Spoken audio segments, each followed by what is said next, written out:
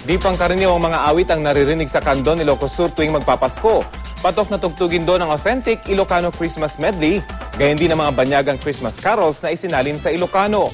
Balitang hatid ni Sherry Ann Torres.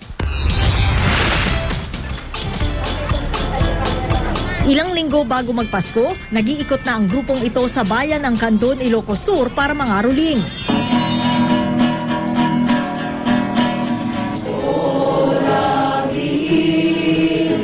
Dito, ang mga kantang banyaga sinasalin pa sa wikang Ilocano para mas maunawaan ng kanilang mga kababayan. Tulad na lang ng O Holy Night.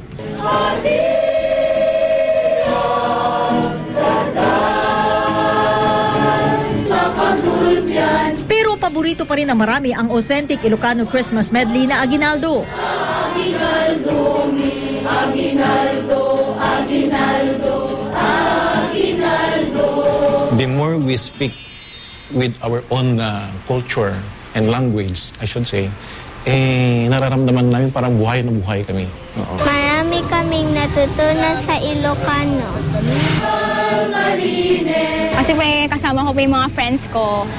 Nag-enjoy din po kami. Nakakakarolin po kami ng madami.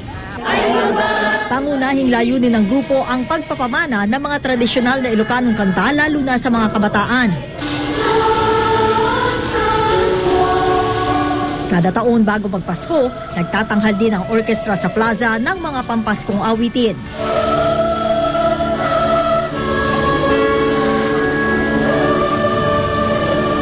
Yung culture natin nasa atin pa rin. Kasi unti-unti nang nawawala yan. Kasi yung digital age natin ng mga bata, hindi na nila, makalimutan nila yun yung mga kultura nila yun, mga tradisyon Pasado naman kaya ang pangangaroling ng grupo sa mga may-ari ng bahay. Talagang maganda, di ba? Talagang nandun yung spirit ng Christmas.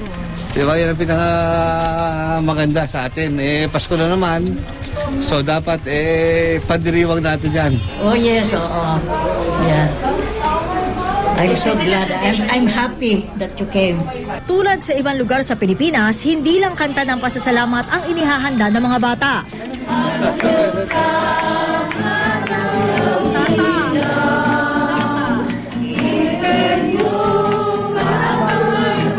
Abay, meron din daw silang kanta para sa mga kuripot mamigay.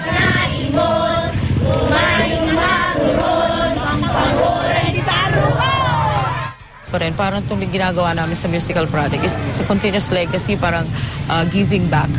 Para at least sa mga, from the kanununuan to the next generation, continuous pa rin.